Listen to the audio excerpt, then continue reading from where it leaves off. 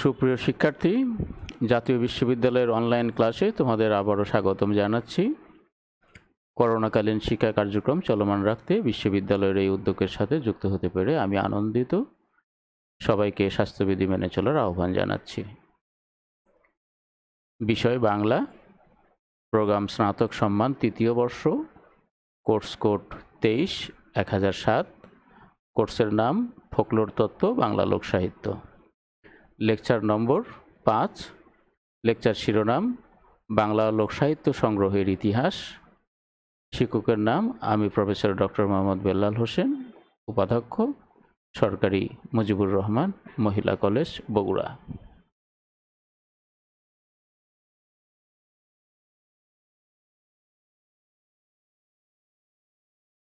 আমরা আবার একটু সিলেবাসটি দেখে নিই। যে আজকে আমরা সিলেবাসের তৃতীয় বিষয়টি, ক অংশের সিলেবাসের ফোকলোর তত্ত্ব মতবাদ, এই অংশের তৃতীয় বাংলা লোকসাহিত্য সংগ্রহের ইতিহাস, এই বিষয়টি নিয়ে আলোচনা করব। আমরা এখানে একটি ছবি দেখছি, একটি ভবনের বিল্ডিং, একটু গাছের পাতার ভিতরে একটি সাইনবোর্ড শোভা পাচ্ছে। লেখাটি ঠিক বোঝা যাচ্ছে না, কিন্তু আমি বলছি এটি এশিয়াটিক সোসাইটি অফ ইন্ডিয়ার ভবন, কলকাতার এশিয়াটিক সোসাইটি অফ কলকাতার, ভারতবর্ষের প্রথম এশিয়াটিক সোসাইটির ভবন। আজকের আমাদের পাঠের সঙ্গে এই ভবনটির একটি সম্পৃক্ততা রয়েছে, সেই কারণে আমরা এটার ছবি দিয়েছি। একটু পরে আমরা সেই বিষয়টি নিয়ে আলোচনায় প্রবেশ করব। দ্বিতীয় আরেকটি ভবনের ছবি দেখছি আমরা, বাংলা একাডেমি, বাংলাদেশের প্রাণের প্রতিষ্ঠান, বাংলাদেশের জাতীয় মননের প্রতিষ্ঠান বাংলা একাডেমি। আজকের আলোচনার সঙ্গেও এই প্রতিষ্ঠানটি গভীরভাবে জড়িয়ে আছে, সেই কারণে আমরা এইটির একটি ছবি দিয়েছি। আজকে যা শিখব বাংলা লোকসাহিত্য সংগ্রহের ইতিহাস, এই একটি কন্টেন্ট, এই কন্টেন্টটিকে আমরা কয়েকটি ভাবে ভাগ করে নিয়েছি। বাংলা লোকসাহিত্য সংগ্রহের ইতিহাসটিকে আমরা তিনটি পর্বে ভাগ করেছি। বাংলা সাহিত্যের ইতিহাসে যেমন প্রাচীন যুগ, মধ্যযুগ এবং আধুনিক যুগ রয়েছে, বাংলা ফোকলোর চর্চার ইতিহাসেও বাংলাদেশের লোকসাহিত্য চর্চা বলি বা ফোকলোর চর্চা বলি, যেটি বলি না কেন, এর ইতিহাসকে আমরা এরকম তিনটি পর্বে ভাগ করেছি। প্রাথমিক পর্ব 1772 খ্রিস্টাব্দ থেকে 1892 খ্রিস্টাব্দ, মধ্য পর্ব 1893 থেকে 1987 খ্রিস্টাব্দ এবং আধুনিক পর্ব 1988 থেকে বর্তমান।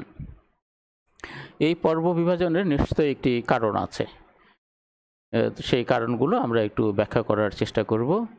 বাংলাদেশে ফোকলোর চর্চার সূত্রপাত বা লোকসাহিত্য চর্চার সূত্রপাত, আনুষ্ঠানিক সূত্রপাত বলি বা প্রাতিষ্ঠানিক সূত্রপাত বলি, সেটি 1772 খ্রিস্টাব্দে। এর আগে আমাদের দেশে ফোকলোর নিয়ে পৃথকভাবে কোনো চর্চা হয়নি। আমাদের মধ্যযুগের যে বাংলা সাহিত্য, বিশাল যে ভাণ্ডার মধ্যযুগের বাংলা সাহিত্যের, একেবারে চর্যাপদ থেকে শুরু করে পদাবলী সাহিত্য বলি, মঙ্গল কাব্যধারা বলি, এই সবগুলোর মধ্যেই ফোকলোরের উপাদান উপকরণ জড়িয়ে আছে। কিন্তু ফোকলোরকে এমনকি একেবারে ভারতচন্দ্রের অন্নদামঙ্গল পর্যন্ত আমাদের দোভাষী পুঁথি সাহিত্যের কথা যদি বলি অথবা বটতলার সাহিত্য বলি, এই সবগুলোর মধ্যেই বা সবগুলোর সঙ্গেই ফোকলোরের একটা সম্পর্ক আছে। কিন্তু সম্পর্ক থাকা সত্ত্বেও মধ্যযুগে পীর সাহিত্য রচিত হয়েছে, রোমান্স কাব্য রচিত হয়েছে, মানে সমগ্র মধ্যযুগের সাহিত্যের সঙ্গেই বা সাহিত্যের ভিতরে গভীরভাবে ফোকলোরের উপাদান উপকরণগুলো জড়িয়ে আছে। কিন্তু তারপরেও সেইগুলোকে আমরা ফোকলোর চর্চা বলবো না। ফোকলোর চর্চার আনুষ্ঠানিক বলি বা প্রাতিষ্ঠানিক বলি বা একাডেমিক চর্চা যদি বলি, সেইগুলো শুরু হয়েছে 1772 খ্রিস্টাব্দ থেকে। তার আগে সাহিত্য চর্চা হয়েছে, সেই সাহিত্যের মধ্যে ফোকলোরের উপাদান উপকরণ রয়ে গেছে। যেমন আজকের দিনেও যখন ফোকলোর আধুনিক সাহিত্য রচিত হচ্ছে, সেই সাহিত্যের মধ্যে ফোকলোরের উপাদান উপকরণ থাকছে। ঠিক সেই রকম যেমন আখতারুজ্জামান ইলিয়াসের খোয়াবনামা বিখ্যাত উপন্যাস, এই উপন্যাসের মধ্যে অসংখ্য ফোক উপাদান রয়েছে। বঙ্কিমচন্দ্রের উপন্যাসে অসংখ্য ফোক উপাদান রয়েছে, রবীন্দ্রনাথের উপন্যাস এবং ছোট গল্পে কবিতায় অসংখ্য ফোক উপাদান রয়েছে। সমগ্র বাংলা সাহিত্যের চর্যাপদ থেকে শুরু করে আজকের দিন পর্যন্ত যত কবিতা রচিত হয়েছে বা হচ্ছে, সবগুলোর মধ্যেই কম বেশি প্রত্যক্ষ বা পরোক্ষভাবে অসংখ্য ফোক উপাদান রয়েছে। কাজে ফোক উপাদান থাকলেই যে সেটা ফোকলোর হবে, বিষয়টি সেরকম নয়।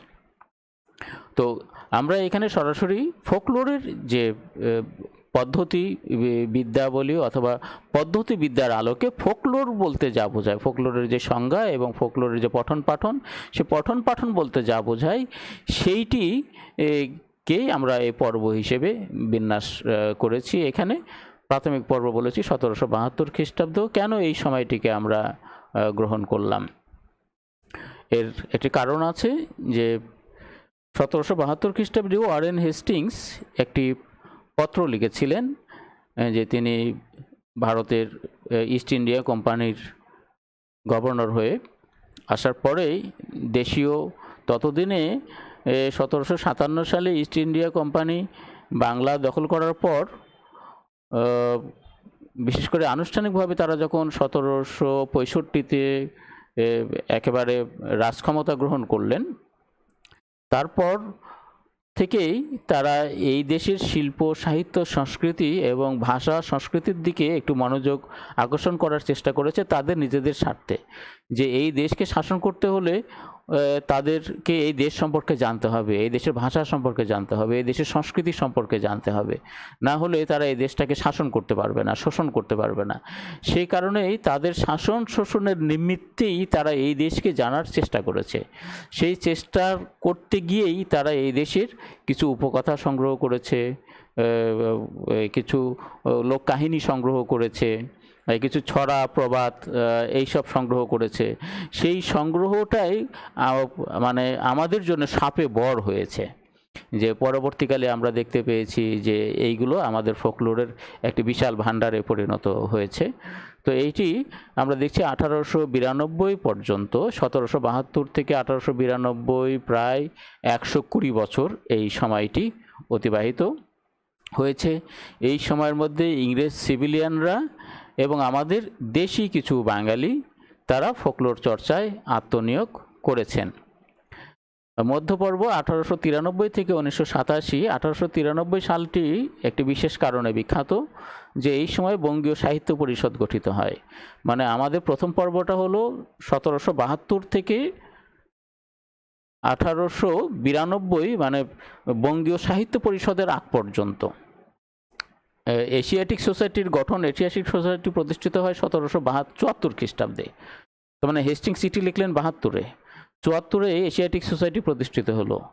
তো সেই এশিয়াটিক সোসাইটির থেকে শুরু করে একেবারে বঙ্গীয় সাহিত্য পরিষদ প্রতিষ্ঠা হওয়ার পূর্ব পর্যন্ত এই দীর্ঘ এই 120 বছরে যে ফোকলোর চর্চা হয়েছে, সেই ফোকলোর চর্চাটিকে আমরা ফোকলোর চর্চা প্রাথমিক পর্ব বলেছি।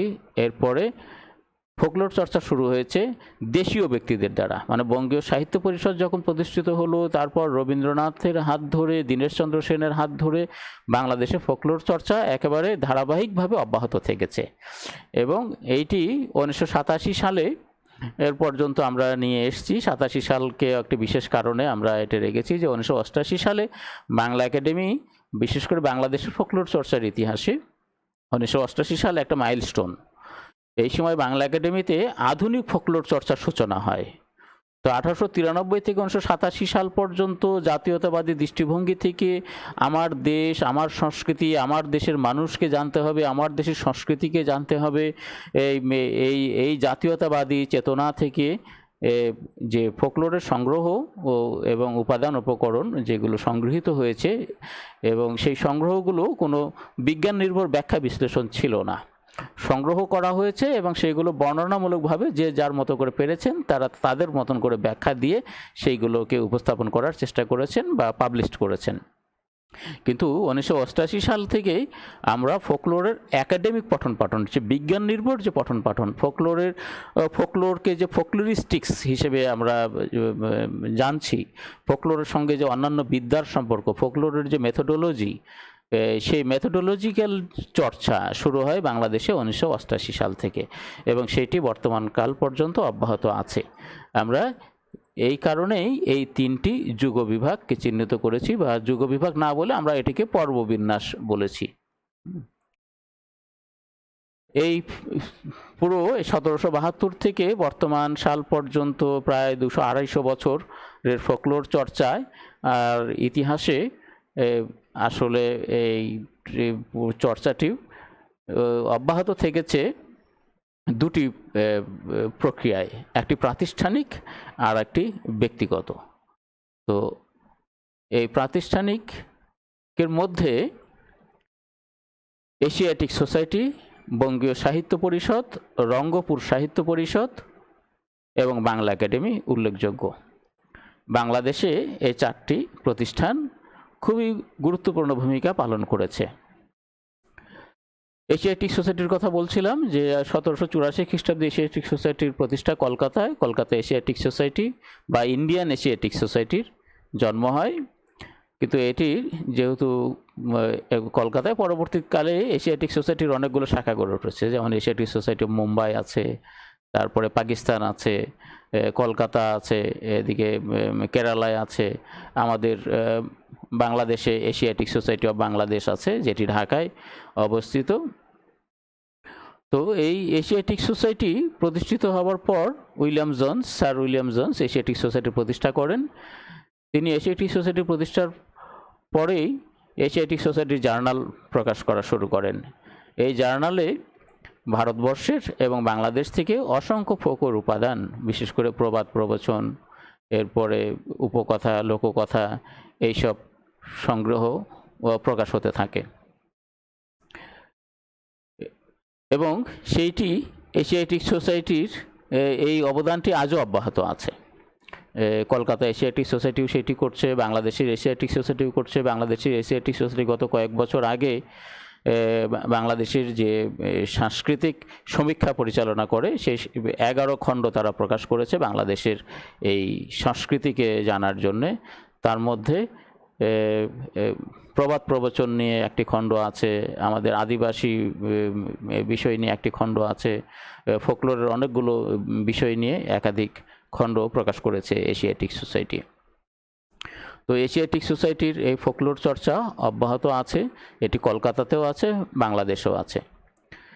এশিয়াটিক সোসাইটির পরেই বঙ্গীয় সাহিত্য পরিষদের কথা বলতে হয়। 1301 বঙ্গাব্দে বঙ্গীয় সাহিত্য পরিষদ প্রতিষ্ঠিত হয়। বঙ্গীয় সাহিত্য পরিষদ প্রতিষ্ঠা হওয়ার সঙ্গে সঙ্গেই এই প্রতিষ্ঠানের মধ্য দিয়ে রবীন্দ্রনাথ এবং এই প্রতিষ্ঠানের সঙ্গে আরও যারা যুক্ত ছিলেন সেই সময় অক্ষয় কুমার দত্ত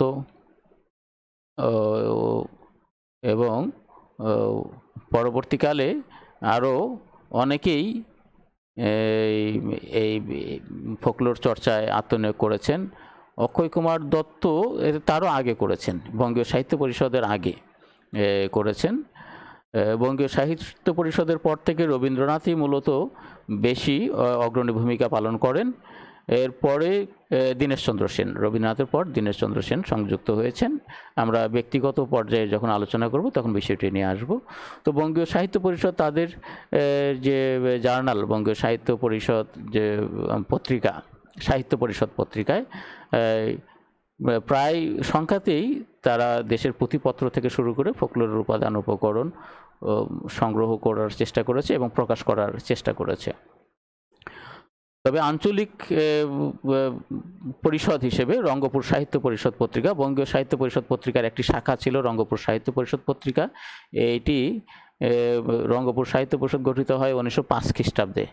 এই পরিষদ গঠিত হওয়ার পরপরই তারা রঙ্গপুর সাহিত্য পরিষদ পত্রিকা নামে একটি জার্নাল প্রকাশ করে। এই জার্নালেও বিশেষ করে উত্তরাঞ্চলের রংপুর, দিনাজপুর, বগুড়া, পাবনা, রাজশাহী, কোচবিহার, জলপাইগুড়ি, এইসব অঞ্চল, আসাম, এইসব অঞ্চলের যে লোকসংস্কৃতি, সেই লোকসংস্কৃতিকে তুলে ধরার জন্যে রঙ্গপুর সাহিত্য পরিষদ একটি বিশেষ ভূমিকা পালন করে। তাদের প্রায় প্রত্যেকটি সংখ্যায়, জার্নালের প্রতিটি সংখ্যায় তারা ফোকলোরের অসংখ্য উপাদান উপকরণ প্রকাশ করেছে।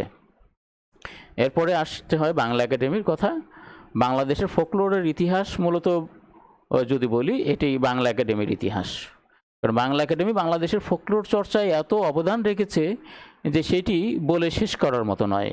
1955 খ্রিস্টাব্দে বাংলা একাডেমি প্রতিষ্ঠিত হয়। ভাষা আন্দোলনের পরিপ্রেক্ষিতে ভাষা আন্দোলনের অন্যতম যে দাবি ছিল বাংলাকে রাষ্ট্রভাষা করা, সে 1954 সালে যুক্তফ্রন্ট সরকার ক্ষমতায় আসার পর এই বাংলা একাডেমি প্রতিষ্ঠিত হয়। বাংলা একাডেমি প্রতিষ্ঠার ক্ষেত্রে সেই সময় একটি বলিষ্ঠ ভূমিকা পালন করেছিলেন রাজনীতিকদের মধ্যে বঙ্গবন্ধু শেখ মুজিবুর রহমান এবং আমাদের পণ্ডিতদের মধ্যে ডক্টর মোহাম্মদ শহীদুল্লাহ। তো 1955 খ্রিস্টাব্দে বাংলা একাডেমি প্রতিষ্ঠিত হলো ভাষা আন্দোলনের চেতনাকে ধারণ করে। প্রতিষ্ঠার পর থেকেই বাংলা একাডেমি এই ফোকলোরের দিকে বিশেষ দৃষ্টি আকর্ষণ করে, বিশেষ দৃষ্টি দেয়। তো 1960, 61, 62 খ্রিস্টাব্দে বাংলা একাডেমি কয়েকজন ব্যক্তিকে বিভিন্ন এলাকায় ফোকলোর সংগ্রাহক নিযুক্ত করেন। তারা দেশের বিভিন্ন এলাকা থেকে ফোকলোরের অসংখ্য উপাদান উপকরণ সংগ্রহ করেন এবং এই সংগ্রহগুলো বাংলা একাডেমি ধারাবাহিকভাবে প্রকাশ করতে থাকে এবং সেই সংগ্রহটি ছিল বিশাল সংগ্রহ। এছাড়াও বাংলা একাডেমি বিভিন্ন ব্যক্তির উদ্যোগে যারা গবেষণা করেছেন বা ফোকলোর উপাদান উপকরণ সংগ্রহ করেছেন সেগুলো বাংলা একাডেমি প্রকাশ করতে থাকে। তো এই প্রকাশনা বাংলা একাডেমির এখন পর্যন্ত অব্যাহত রেখেছে। তো 60-এর দশকে বাংলা একাডেমি যে সমস্ত উপাদান উপকরণগুলো সংগ্রহ করেন সেইগুলো পরবর্তীকালে লোকসাহিত্য বাংলা একাডেমি লোকসাহিত্য সংকলন নামে এইগুলো প্রকাশ হয়। পরবর্তীকালে বাংলা একাডেমি ফোকলোর সংকলন নামে এগুলো প্রকাশ করা হয়। এ পর্যন্ত প্রায় 2 শতাধিক সংকলন প্রকাশিত হয়েছে বাংলা একাডেমি থেকে। এছাড়াও বাংলা একাডেমি 2011 সালে একটি প্রকল্প গ্রহণ করেন তৎকালীন বাংলা একাডেমির মহাপরিচালক শামসুজ্জামান খান। বাংলাদেশের 64টা জেলা থেকে গবেষক নিযুক্ত করে এবং সেই একজন গবেষকের অধীনে কয়েকজন করে সংগ্রাহককে নিযুক্ত করে বাংলা একাডেমি বাংলাদেশের প্রতিটি জেলা থেকে ফোকলোরের অসংখ্য উপাদান উপকরণ সংগ্রহ করে এবং সেইগুলো মূলত বিজ্ঞান নির্ভরভাবে সংগৃহীত হয়। ফোকলোর সংগ্রহের যে সমস্ত মেথোডোলজি সেইগুলোকে কেন্দ্র করে এই সংগ্রহ কার্যক্রম পরিচালিত হয় এবং 2012 সাল থেকে এই বাংলা একাডেমির এই 64 জেলা সিরিজ বাংলা একাডেমি লোকজ সংস্কৃতি গ্রন্থমালা জেলার প্রতিটি জেলার 64টা জেলার খণ্ড 64টা খণ্ড বাংলা একাডেমির প্রকাশ করেছে। এইটি বাংলা একাডেমির ইতিহাসে একটি অনেক বড় কাজ এবং একই সঙ্গে বাংলাদেশের ফোকলোর চর্চা বা লোক সংস্কৃতি চর্চার ক্ষেত্রেও একটি গুরুত্বপূর্ণ কাজ। তো এই রকমভাবে এছাড়া বাংলা একাডেমি যারা ফোকলোরের উপর পিএইচডি করেছে তাদের অনেকের গ্রন্থ প্রকাশ করেছে এবং বাংলা একাডেমি নিজেও একাধিক ফিল্ড ওয়ার্ক পরিচালনা করেছে এবং সেই ফিল্ড ওয়ার্কগুলো একেবারে ফোকলোরের যে মেথোডোলজি ভিত্তিক আধুনিক ফোকলোর চর্চার যে সমস্ত বিষয়গুলো আছে সবগুলোকে মেনে বাংলা একাডেমি সেই কাজগুলো করেছে। অর্থাৎ বাংলাদেশে ফোকলোর চর্চার আধুনিকীকরণের যে প্রক্রিয়া সেটি শুরু করেছে বাংলা একাডেমি। এছাড়া বাংলা একাডেমি অসংখ্য ইন্টারন্যাশনাল সেমিনার সিম্পোজিয়ামের আয়োজন করেছে। 1988 সালের কথা আমরা বলেছিলাম। 88 সাল বাংলা একাডেমি প্রথম নরওয়ের নোরাট প্রকল্পের অধীনে বাংলা একাডেমি একটি ফোকলোর কর্মশালার আয়োজন করে, যেখানে আমেরিকা থেকে, ফিনল্যান্ড থেকে, রাশিয়া থেকে, ইন্ডিয়া থেকে অনেক ফোকলোরবিদ এসে বাংলাদেশে ফোকলোর সম্পর্কে প্রশিক্ষণ কর্মশালা প্রদান করেন, আধুনিক ফোকলোর সম্পর্কে ধারণা প্রদান করেন এবং এই ধরনের কর্মশালা বাংলা একাডেমি এখনও অব্যাহত রেখেছে। গত কয়েক বছর ধরে বাংলা একাডেমিতে ফোকলোর সামার স্কুল হয়েছে, অন্তত 5টা সামার স্কুল ইতিমধ্যে হয়ে গেছে। এছাড়া বাংলা একাডেমি অসংখ্য সেমিনার সিম্পোজিয়ামের আয়োজন করেছে ফোকলোরের উপর। তো বাংলা একাডেমির বাংলাদেশের ফোকলোরের ইতিহাসের সঙ্গে বাংলা একাডেমি এত গভীরভাবে জড়িয়ে আছে যে যদি বাংলাদেশের ফোকলোর সংকলনগুলোকে আমরা এক জায়গায় করি তাহলে দেখব যে সেখানে প্রায় 70 থেকে 80% গবেষণা বা কাজ বাংলা একাডেমির, আর বাকি 20% কাজ বাংলা একাডেমির বাইরের। কাজে বাংলাদেশের ফোকলোর বা বাংলাদেশের লোকসংস্কৃতি চর্চা বা বাংলাদেশের লোকসাহিত্য চর্চা যেটাই বলি না কেন, ঘুরে ফিরে সব সময় বাংলা একাডেমির কথাটি সবার আগে আসবে। আমরা শেষে একটু বিশ্ববিদ্যালয়ের কথা লিখেছি যে বাংলাদেশে এখন বেশ কিছু বিশ্ববিদ্যালয়ে ফোকলোর ডিপার্টমেন্ট খুলেছে। শুরুটা হয়েছে 1998 খ্রিস্টাব্দে রাজশাহী বিশ্ববিদ্যালয় দিয়ে এরপরে কুষ্টিয়া ইসলামী বিশ্ববিদ্যালয়, এরপরে কবি নজরুল বিশ্ববিদ্যালয়, খুলনা বিশ্ববিদ্যালয় ফোকলোর বিভাগ চালু হয়েছে। এখানে একাডেমিক একটি ডিসিপ্লিন হিসেবে ফোকলোরের পঠন পাঠন হচ্ছে। তো এই বিশ্ববিদ্যালয়গুলো এখন নানানভাবে শিক্ষার্থীদের দিয়ে ফিল্ড ওয়ার্ক করাচ্ছে এবং তারা পৃষ্ঠপোষকতা করছে, যার ফলে এখন ফোকলোর চর্চা একটু একাডেমিক্যালিভাবেই হচ্ছে, ব্যক্তিগত পর্যায়েও হচ্ছে, পাশাপাশি এই প্রাতিষ্ঠানিকভাবেও হচ্ছে। সর্বশেষ যুক্ত হয়েছে আমাদের বিশ্ববিদ্যালয়গুলো এবং যত দিন যাচ্ছে প্রাতিষ্ঠানিক এই উদ্যোগগুলো দিন দিন বৃদ্ধি পাচ্ছে। এখন আমরা একটু ব্যক্তিগত পর্যায়ের কথা আসি, যে ব্যক্তিগত পর্যায়ে যারা বাংলাদেশের লোকসাহিত্য সংগ্রহের সঙ্গে যুক্ত ছিলেন সেই প্রথম পর্বের কথায় আসি। ইংরেজ সিভিলিয়ানরা, ওয়ারেন হেস্টিংস প্রথম দিকে যারা এই ফোকলোর সংগ্রহের সঙ্গে যুক্ত ছিলেন, Warren Hastings, William Carey, William Jones, William Morton, sir George Grierson, এই কয়েকজন প্রধান। আরও আছে, আরও প্রায় 10-12 জন আছে, কিন্তু আমরা প্রধান সারির যদি কয়েকজনের কথা বলি তাহলে এই কয়েকজন। হেস্টিংস এখন নিজে সংগ্রহ করেন নাই, কিন্তু তিনি সংগ্রহের ক্ষেত্রে উদ্বুদ্ধ করেছেন। কিন্তু সংগ্রহের সঙ্গে সরাসরি যুক্ত ছিলেন এই বাকি 4 জন, William Carey, Jones, William মর্টন, Grierson. এছাড়াও হেনা ক্যাথারিন ম্যালেন্স, তিনিও কাজ করেছেন। এছাড়াও রেভারেন্ড লালবিহারী দে, তিনি যুক্ত ছিলেন। তিনি অবশ্য আমাদের দেশি মানুষ, তিনি বাইরের লোক নন। কিন্তু এই যে বিদেশি উইলিয়াম কেরি, ফোর্ট উইলিয়াম কলেজের সঙ্গে তার নাম জড়িয়ে আছে, শ্রীরামপুর মিশনের সঙ্গে তার নাম জড়িয়ে আছে। তো খ্রিস্ট ধর্ম প্রচার করতে গিয়ে তারা যখন বাংলা গদ্য খুঁজতে গেলেন, যে বাংলা গদ্য নেই, তখন বাংলা গদ্য সৃষ্টি করতে গিয়ে উইলিয়াম কেরি গ্রামে গঞ্জে গিয়ে বেশ কিছু লোকগল্প, উপকথা সংগ্রহ করেন এবং সেই একটি তার গ্রন্থ, বিখ্যাত গ্রন্থ ইতিহাসমালা এবং কথোপকথনে তিনি লোকভাষা ব্যবহার করেছেন, আর ইতিহাসমালায় তিনি অনেকগুলো লোকগল্প ব্যবহার করেছেন এবং উপকথাও ব্যবহার করেছেন। ইতিহাসমালা 1812 খ্রিস্টাব্দে এই ইতিহাসমালা প্রকাশিত হয়। যে সময় আমাদের দেশে ইতিহাসমালা প্রকাশিত হয়, আন্তর্জাতিক পর্যায়ে ঠিক এই একই সময়ে জার্মানে গ্রিম ভ্রাতৃদ্বয়ের রূপকথা প্রকাশিত হয়। আমরা যদি একটু মনে রাখি উইলিয়াম কেরির ইতিহাসমালা এবং গ্রিম ভ্রাতৃদ্বয়, তাহলে সালটা মনে রাখতে সুবিধা হবে। এরপর উইলিয়াম জোন্স, তিনি ফোকলোরের অসংখ্য উপকরণ সংগ্রহ করেছেন, বিশেষ করে লোককথা সংগ্রহ করেছেন, লোককাহিনী, অনেক প্রবাদ সংগ্রহ করেছেন। তার প্রবাদের একটি সংকলন কথা বলেছি আগের লেকচারে। উইলিয়াম মর্টন, তিনিও ফোকলোরের অনেকগুলো উপাদান উপকরণ সংগ্রহ করেছেন। কিন্তু এই কয়জনের মধ্যে সবাইকে ছাপিয়ে শীর্ষে অবস্থান করেছেন স্যার জর্জ গিয়ারসন। গিয়ারসনের সঙ্গে মানে 19 শতকে বাংলাদেশের ফোকলোর চর্চা বা গোটা উপমহাদেশের ফোকলোর চর্চায় স্যার জর্জ গিয়ারসনের নাম একেবারে জড়িয়ে আছে এবং তার অবদান এত ব্যাপক এবং বিশাল যে এইটি ভারতবর্ষের মানুষ কোনোভাবেই তার ঋণ শোধ করতে পারবে না। তিনি লিঙ্গুইস্টিক সার্ভে অফ ইন্ডিয়া কাজ করেছেন। এছাড়াও স্যার জর্জ গিয়ারসন সেই সময় যে ইন্ডিয়ান গেজেটিয়ার, বেঙ্গল গেজেটিয়ার, এইগুলোর সঙ্গেও স্যার জর্জ গিয়ারসন যুক্ত ছিলেন। তিনি মাঠ পর্যায়ে থেকেছেন এবং মাঠ পর্যায়ে চাকরি করতে গিয়ে তিনি অসংখ্য উপাদান উপকরণ সংগ্রহ করেছেন ফোকলোরের। তার একটি বড় কাজ, তিনি রংপুরে যখন ছিলেন, রংপুরের ডিস্ট্রিক্ট ম্যাজিস্ট্রেট ছিলেন, সেই সময় তিনি সংগ্রহ করেছিলেন গোপীচন্দ্রের সন্ন্যাস। তো এইটি তার একটি বড় আবিষ্কার। এছাড়াও অনেক কাজ করেছেন তিনি। আমাদের দেশে উপভাষা নিয়ে তিনি প্রথম কাজ করেছেন। তো গিয়ারসনের অবদান, ফোকলোর চর্চায় গিয়ারসনের অবদান শেষ করার নয়। আমরা এরপরে একটু এই ইংরেজ সিভিলিয়ানদের পর স্যার জর্জ গিয়ারসন 1905, 7, 10 পর্যন্ত তার অবদানটি ছিল। অর্থাৎ যে সময় আমাদের বঙ্গীয় সাহিত্য পরিষদ গঠিত হয়ে গেছে তখনও স্যার জর্জ গিয়ারসন অবদান রাখছেন। কিন্তু তিনি চলে যাওয়ার পরেই, স্যার জর্জ গিয়ারসনের পরেই আমাদের ফোকলোর চর্চায় দেশীয় ব্যক্তিদের উত্থান হয়।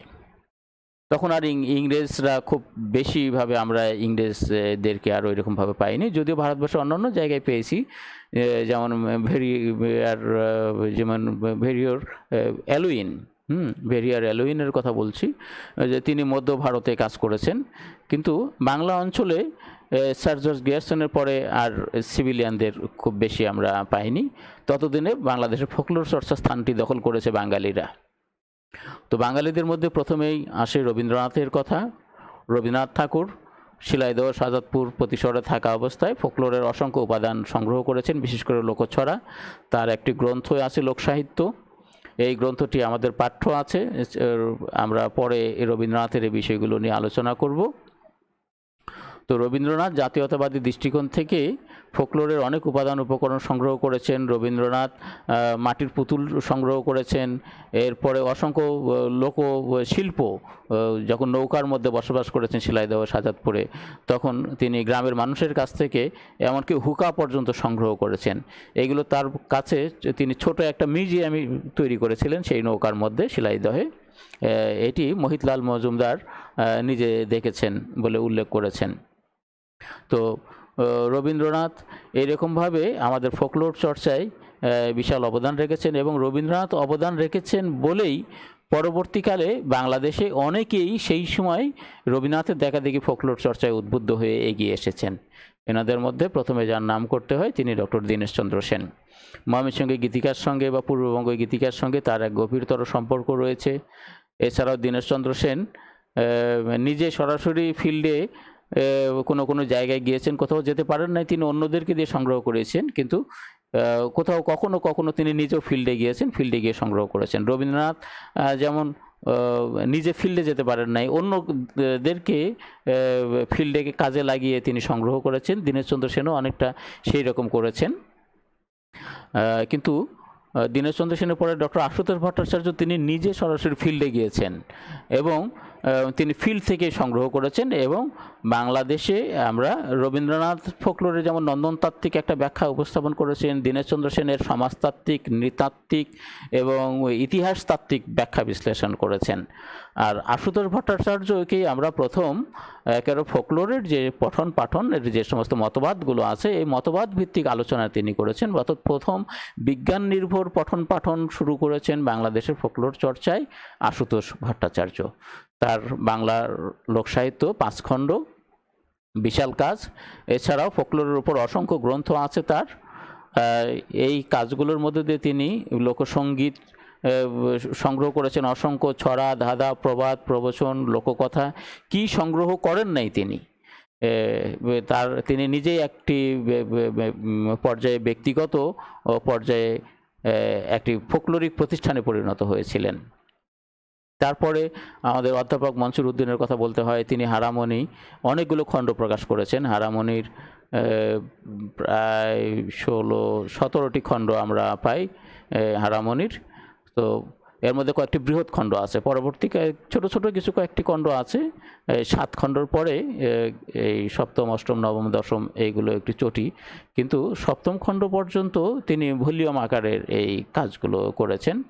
বিশেষ করে লালনকে মনসুর উদ্দিন একেবারে নতুনভাবে উপস্থাপন করেছেন। যদিও লালনকে প্রথম আবিষ্কার করেন এবং উপস্থাপন করেন রবীন্দ্রনাথ ঠাকুর, যদিও রবীন্দ্রনাথের আগে লালনকে ঠিক ওই রকমভাবে আর কেউ উপস্থাপন করেন নাই। তো মনসুর উদ্দিন লালনের গানের সংকলন প্রকাশ করেন। এছাড়াও অনেক বাউল গান প্রকাশ করেছেন তিনি। লোকসঙ্গীতের ক্ষেত্রে, লোকছড়ার ক্ষেত্রে, বিশেষ করে লোকসঙ্গীতের ক্ষেত্রে তার অবদানটা বেশি। তিনি গ্রামের বাংলাদেশের বিভিন্ন অঞ্চল থেকে মেয়েলি গীত সংগ্রহ করেছেন এবং সেইগুলো তার হারামণি এই ফোকলোর গ্রন্থে একের পর এক প্রকাশ করেছেন।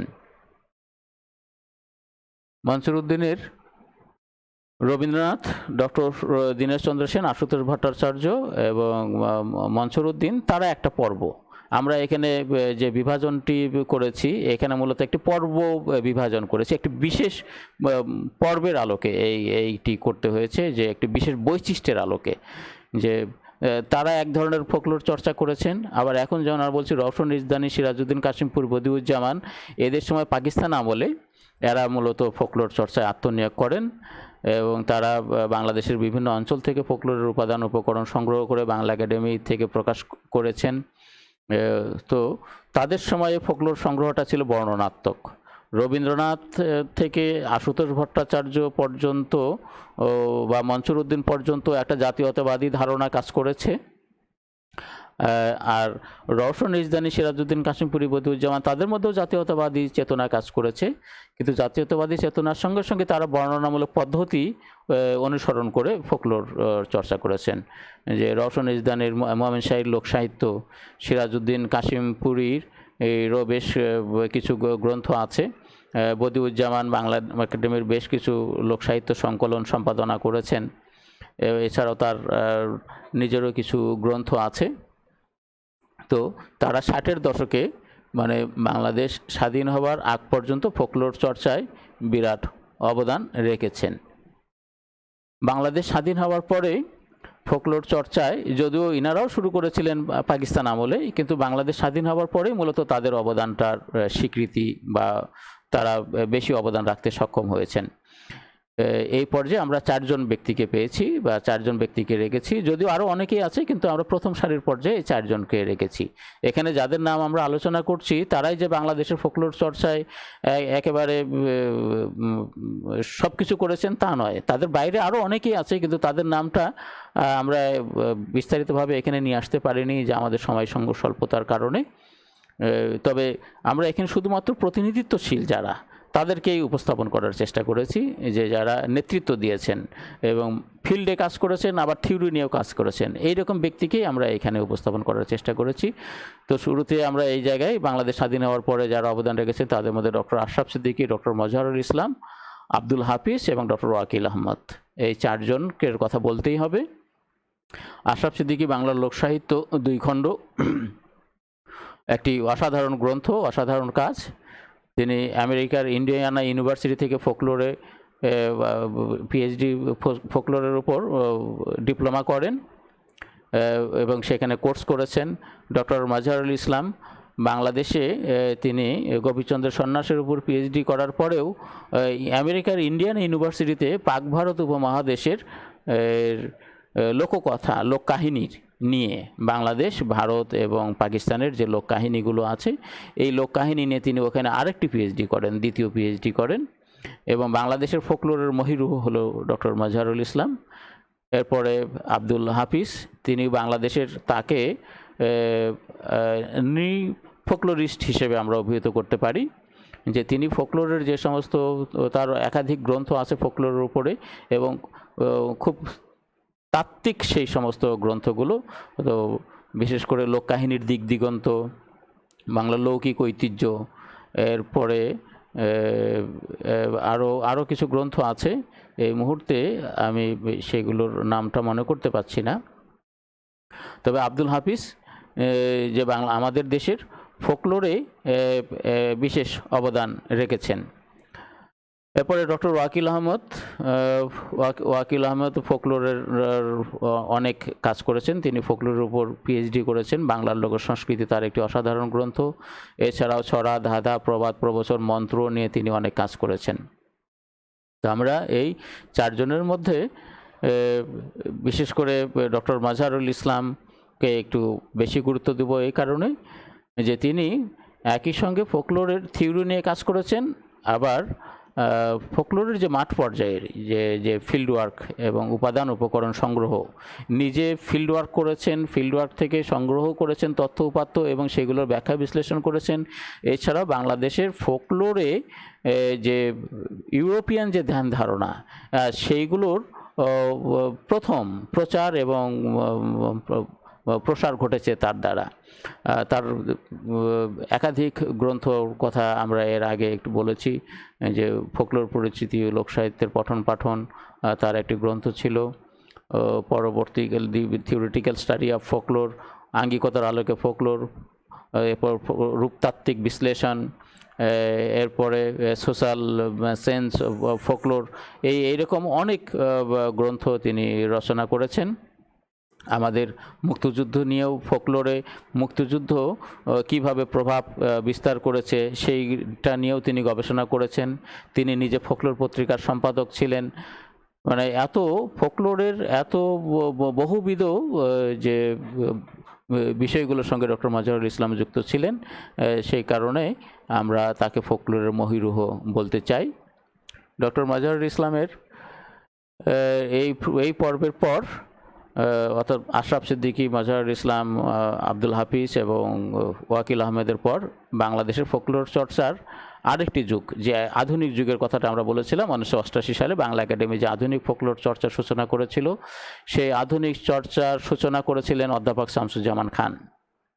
তিনি বাংলা একাডেমির মহাপরিচালক, বর্তমানে বাংলা একাডেমির সভাপতি। এর আগে তিনি প্রায় 1 দশক বাংলা একাডেমির মহাপরিচালক ছিলেন। তার আগে তিনি বাংলাদেশ শিল্পকলা একাডেমি, বাংলাদেশ জাতীয় জাদুঘরের মহাপরিচালক ছিলেন এবং বাংলাদেশের আধুনিক ফোকলোরের ডিরোজিও বলতে পারি আমরা তাকে। তো তিনি ফোকলোরের যে মডার্ন যে থিওরিগুলো, বিশেষ করে পারফরমেন্স থিওরি, তিনি প্রথম ফিল্ড ওয়ার্ক, নিজে একটি গ্রুপ ফিল্ড ওয়ার্ক সৃষ্টি করেছেন বাংলাদেশে। অর্থাৎ ফিল্ড ওয়ার্ক যে ব্যক্তিগত এবং গ্রুপ ফিল্ড ওয়ার্ক বলে যে একটি কথা আছে ফোকলোর চর্চায়, সেটি শামসুজ্জামান খানই বাংলাদেশে প্রথম করেন। এটি বাংলাদেশের লোকসঙ্গীত সমীক্ষা কেন্দুয়া, এছাড়াও বাংলাদেশের লোকসঙ্গীত সমীক্ষা বাংলা একাডেমি থেকে আরেকটি গ্রন্থ বেরিয়েছে, সেটিও তার নেতৃত্বে প্রকাশ পেয়েছে এবং সেই ফিল্ড ওয়ার্কটা পরিচালিত হয়েছে। এছাড়া বাংলা একাডেমিতে যে সমস্ত আন্তর্জাতিক সেমিনার হয়েছে, ওয়ার্কশপ হয়েছে, ফোকলোর সামার স্কুল হয়েছে, এই সবগুলোর পিছনে শামসুজ্জামান খানের অবদান। এছাড়াও তিনি বাংলাদেশে সাম্প্রতিক ফোকলোর চর্চা এবং ফোকলোর চর্চা নিয়ে তার অনেকগুলো গ্রন্থ আছে। এই গ্রন্থগুলোতে তিনি ইউরোপ এবং আমেরিকার যে পাশ্চাত্যের যে সমস্ত ফোকলোর থিওরি, বিশেষ করে মডার্ন থিওরি, সেই মডার্ন থিওরিগুলো নিয়ে আলোচনা করেছেন এবং বাংলাদেশে ফোকলোর চর্চা কেমন হওয়া উচিত সেই সব নিয়ে ব্যাখ্যা বিশ্লেষণ করেছেন। এবং তার একটি বেশ অবদান বাংলাদেশে বিশ্ববিদ্যালয় পর্যায়ে যাতে ফোকলোর চালু হয় সেই ক্ষেত্রেও তিনি অবদান রেখেছেন। এই ক্ষেত্রে অবশ্য বেশি অবদান রেখেছেন ডক্টর মাজহারুল ইসলাম। তার মাজহারুল ইসলামের স্বপ্নের অপূর্ণতাকে পূরণ করেন অধ্যাপক ডক্টর আব্দুল খালেক। তিনি বাংলাদেশের একজন বিশিষ্ট ফোকলোরবিদ। মধ্যযুগের বাংলা কাব্যে লোক উপাদান তার একটি বিখ্যাত গ্রন্থ। তিনি রাজশাহী বিশ্ববিদ্যালয়ের উপাচার্য থাকাকালীন সময় 1998 সালে বাংলাদেশে প্রথম রাজশাহী বিশ্ববিদ্যালয়ে ফোকলোর বিভাগ খোলেন। তো তার হাত দিয়ে বাংলাদেশে ফোকলোরের একাডেমিক পঠন পাঠন শুরু হয়েছে। কাজেই বাংলাদেশে ফোকলোর চর্চায় ডক্টর আব্দুল খালেকেরও বিশাল অবদান আছে। এরপরে আমরা ডক্টর মোহাম্মদ আব্দুল জলিল এর কথা বলবো। তিনি রাজশাহী বিশ্ববিদ্যালয়ের ফোকলোর ডিপার্টমেন্টের প্রথম সভাপতি ছিলেন। তিনি নিজে একজন ফোকলোরবিদ। তিনি অসংখ্য ফোকলোর বিষয়ে গ্রন্থ রচনা করেছেন। আমরা তার একটি গ্রন্থ আজকে বলবো, যে ফোকলোর চর্চার ইতিবৃত্ত, বাংলা ফোকলোর চর্চার ইতিবৃত্ত। বাংলাদেশের ফোকলোর চর্চার ইতিবৃত্ত নিয়ে তিনি কাজ করেছেন, মেয়েলি গীত নিয়ে কাজ করেছেন, উত্তরাঞ্চলের মেয়েলি গীত, সাঁওতাল আদিবাসীদের নিয়ে তিনি কাজ করেছেন, লোকসাহিত্যের নানান বিষয়গুলো নিয়ে তিনি কাজ করেছেন। তিনি যেমন ফিল্ডে কাজ করেছেন, তেমনি থিওরির প্রয়োগ নিয়েও একটু কাজ করার চেষ্টা করেছেন। এছাড়াও ডক্টর সৈয়দ মোহাম্মদ শাহেদ বাংলাদেশের ছড়া এবং জাপানের ফোকলোর, জাপানি ছড়া নিয়ে তিনি একটি তুলনামূলক স্টাডি করেছেন। তার এই গ্রন্থটি জাপান থেকে প্রকাশিত হয়েছে এই ফোক রাইমসের উপরে। এছাড়াও ছড়ার উপর তিনি পিএইচডি করেছেন। বাংলা ছড়ায় সমাজ ও সংস্কৃতি এই বিষয়ে তিনি একটি অসাধারণ গ্রন্থ রচনা করেছেন। একেবারে সর্বশেষ তরুণদের মধ্যে যারা ফোকলোর চর্চায় অবদান রাখছেন তাদের মধ্যে এখানে আমার নামটিও আছে, ডক্টর বেলাল হোসেন। এরপরে সাইমন জাকারিয়া, বাংলা এই বছর ফোকলোরে বাংলা একাডেমি পুরস্কার পেয়েছেন। তার অসংখ্য ফোকলোর বিষয়ে কাজ আছে। ডক্টর মাজহারুল ইসলাম তরু, তিনি ফোকলোরের উপর অসংখ্য কাজ করেছেন। অনেকগুলো গ্রন্থ আছে তাদের, সাইমনের এবং মাজহারুল ইসলাম তরুর। আমার গ্রন্থ অত বেশি নেই, কিন্তু আমিও ফোকলোরে আমার বাংলা একাডেমি থেকে একটি গ্রন্থ প্রকাশ হয়েছে।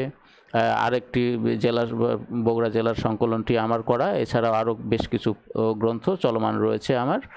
তো আমি ফোকলোরের তত্ত্ব এবং মতবাদ নিয়ে, বিশেষ করে এই থিওরিকে কীভাবে ফিল্ডে প্রয়োগ করতে হয় সেইটি নিয়ে কাজ করেছি। পশ্চিমবাংলায় বেশ কয়েকজন ফোকলোরবিদ আছেন, আমরা তাদের কথা এখানে বলেছি। বরুণ কুমার চট্টোপাধ্যায়, তুরাস চট্টোপাধ্যায়, ডক্টর নির্মলানন্দী ভৌমিক, দুলাল চৌধুরী, পল্লব সেনগুপ্ত, শঙ্কর সেনগুপ্ত, সৌমেন সেন, শিলা বসাক, তুষার চট্টোপাধ্যায় এরা। তো আমরা একটা অ্যাসাইনমেন্ট দিয়েছি এখানে, বাংলাদেশের লোকসাহিত্য চর্চার সংক্ষিপ্ত ইতিহাস লেখো। 2 নম্বরে আছে বাংলাদেশের ফোকলোর চর্চায় বাংলা একাডেমির ভূমিকা লেখো। 3 নম্বর বাংলাদেশের লোকসাহিত্য চর্চায় ইংলিশ সিভিলিয়ানদের অবদান লেখো। আমরা এখানে রেফারেন্স বই দিয়েছি বাংলা লোকসাহিত্য চর্চার ইতিহাস বরুণ কুমার চক্রবর্তী, বাংলা লোক সংস্কৃতি চর্চার আদি যুগ ডক্টর তিমির বরণ চক্রবর্তী, বাংলাদেশের ফোকলোর চর্চার ইতিবৃত্ত ডক্টর মোহাম্মদ আব্দুল জলিল। আমরা এখানে মাছ ধরার মাছ উৎসবের একটি ছবি দেখছি যে ফোকলোরের সঙ্গে গভীরভাবে জড়িয়ে আছে এই ছবি, আমাদের ফোকলোরের একটি দৃষ্টান্ত। তো সকলকে ধন্যবাদ, সকলের সুন্দর জীবন এবং সুস্থ জীবন প্রত্যাশা করছি। ধন্যবাদ সবাইকে।